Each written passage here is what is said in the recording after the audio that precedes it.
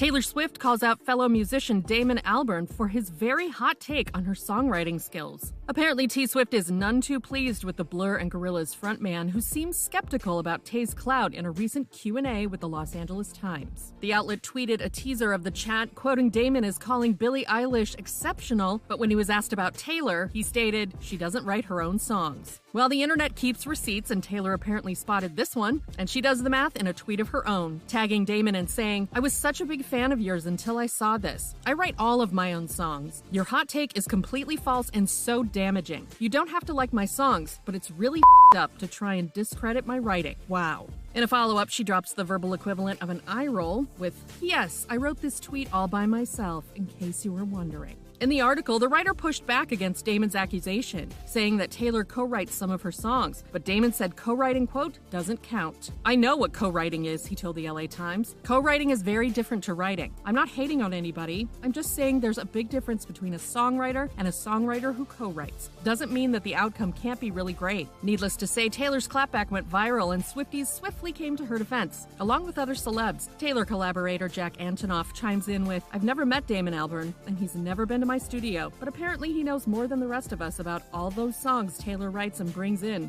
Herb." He adds, "If you were there, cool, go off. If not, maybe shut the up."